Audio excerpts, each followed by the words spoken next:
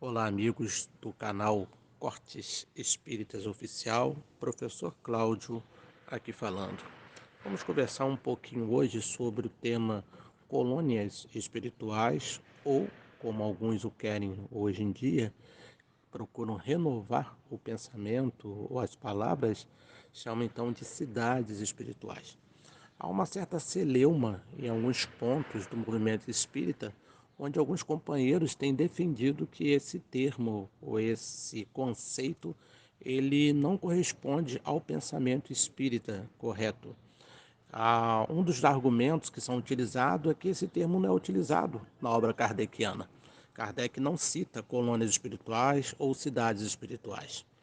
O outro termo, um outro argumento que também é defendido por alguns companheiros que são contra essa ideia ou essa terminologia, é que não existe também como a gente provar objetivamente, racionalmente, digamos assim, ou através de experimentações práticas, essas estruturas espirituais como cidades, fábricas, casas, alimentos nas cidades espirituais, etc.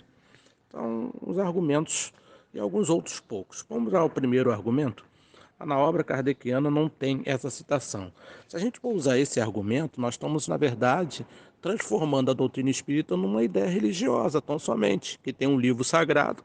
Esse livro sagrado é o livro dos Espíritos, e o desdobramento desses livros, como se fosse uma Bíblia, e o que não está ali não existe. Então a doutrina ela deixou de ser ciência, deixou de ser filosofia, ela passou a ser tão somente uma religião no sentido lato do termo, ou melhor, no sentido mais obscuro do termo.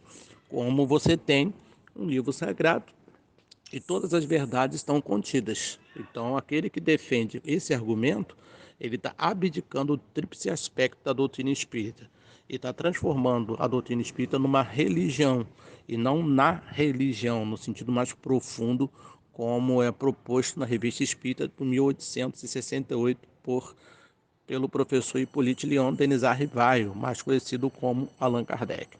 O segundo argumento, quando se fala de uma racionalidade, de não entender de maneira objetiva, pode ter alimentos, etc., é também não sustentável, tendo em vista que nós vamos observar na própria obra kardeciana, na Revista Espírita de 1865, um artigo bastante interessante, assinado por House e outros mais, e que fala dessas estruturas espirituais. No próprio Livro dos Espíritos, ele vai falar sobre a erraticidade, que é um termo que depois foi abandonado pela maioria dos pensadores espíritas, dos digamos assim, expoentes espíritas, escritores também dessa área, e vai falar sobre a vida no plano espiritual. Mas aí o desdobramento disso, é claro que vai ser concentrando com o decorrer do pensamento.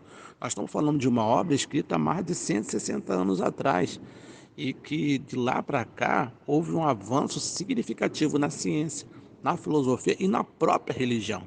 Se essa doutrina ela não se renovar, o que não quer dizer que o que está lá atrás está tudo superado, ela vai acabar sobrar. Vai acontecer com ela o que aconteceu com o cristianismo muitas vezes, em que a Igreja Católica não admitia sequer o heliocentrismo e acabou sendo ridicularizada pela própria ciência moderna. Hoje, qualquer criança de ensino primário sabe mais do que bispos na Idade Média, por causa de uma intransigência. Então, esse pensamento sobre a doutrina está virando uma intransigência, o igrejismo, digamos assim. Quais são os autores, que é outro argumento que é utilizado por aqueles que não acham correto a questão das cidades espirituais, das colônias espirituais? Poucos autores falam isso. Ah, só André Luiz. Não é só André Luiz. É a Ivone Pereira, André Luiz, através da psicografia magistral do Chico Xavier. Nós vamos também observar na Vânia, o Osmar, Atanagildo, Ramatiz, antes dele, antes mesmo de Kardec, nós vamos encontrar na obra de Emmanuel Swedenborg falando sobre as colônias espirituais. Andrew Jackson Davis, em 1848, ele já descrevia certas cidades espirituais e outros mais. Então nós vamos encontrar um número enorme de autores consubstancializando. digamos assim, fundamentando o que está na introdução do Evangelho segundo o Espiritismo, quando fala que um pensamento, para ser assimilado pela doutrina espírita, ele tem que ser validado pela universalidade do ensino dos espíritos. Então está havendo universalidade, que são vários autores que não estão repetindo o que André Luiz está falando. Eles estão afirmando e trazendo de maneira diferente. Na apometria, o professor Lacerda e outros mais, o doutor Lacerda, eles também vêm fundamentar e consolidar e reafirmar muitos pontos que nós estamos vendo. E nós podemos aqui elencar uma série de outros autores. Nós estamos aqui restringindo aos pensadores espíritas. Se nós formos buscar os espiritualistas, nós vamos encontrar um número enorme, quase infinito, de pensadores que vão validar esse pensamento.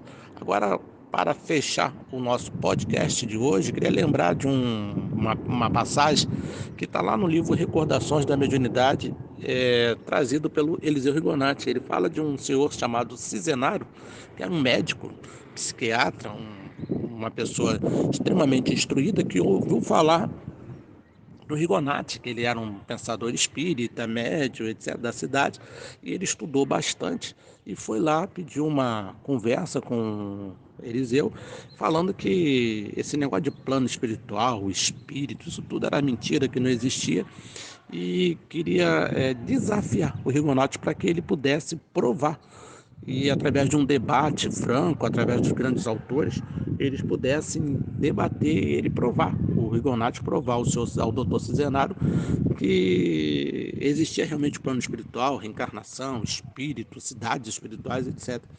E o Rigonati conta que ele ficou uns 40 minutos, trouxe tantos autores, tantos pensadores, magnetistas, autores, doutores, filósofos. Ele falou que talvez 90% do que o Cisenaro falou, que ele era uma pessoa extremamente instruída, ele não entendeu bolufas do que ele estava falando. Quando terminou, ele esperou o Rigonati para ver quais seriam os contra-argumentos que o Rigonati ia colocar. E o Rigonati, percebendo que não tinha como convencer aquele companheiro, porque ele já estava com a ideia totalmente abalizada por si mesmo, ou seja, como diz o Pedro Cardoso, não existe um diálogo, existe um monólogo. Muitas pessoas não querem se convencer. Então não vai adiantar qualquer argumento, qualquer lógica, qualquer racionalidade, que ela não vai ser convencida. Ele então fez, olha, vamos fazer uma proposta. Eu gostaria da sua amizade. Se você quiser, vai ter a minha também. Então vamos fazer um acordo. Nós vamos deixar para continuar essa conversa daqui a 50 anos.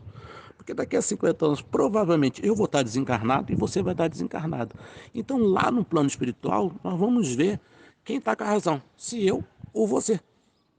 Aí, na hora, ele deu uma gargalhada, ele foi, não soube o que falar e acabaram trocando cartas, conversando, mas nunca mais debateram.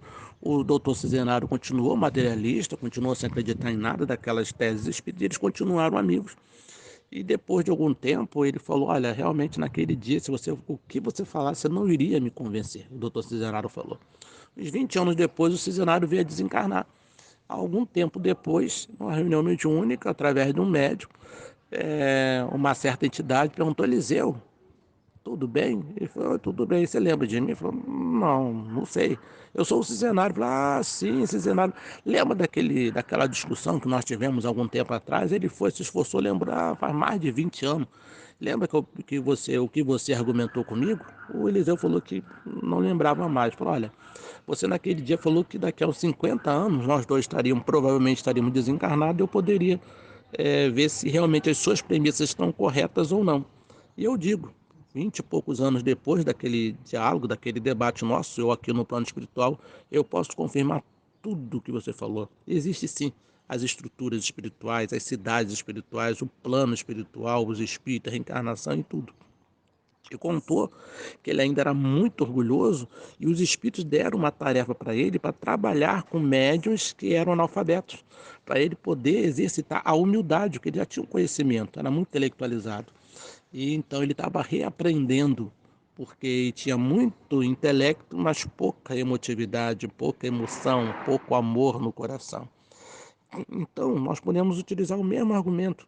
Se aqueles que não se convencem continuam com as suas ideias, não vão mudar em nada na doutrina, e daqui talvez 50 anos ou menos, estando no plano espiritual, vão então comprovar ou não, de acordo com as suas ideias, dessas estruturas espirituais. Mas continuemos trabalhando pela paz, pelo amor, pela doutrina, de maneira correta, racional e sem igrejismo, sem fanatismo.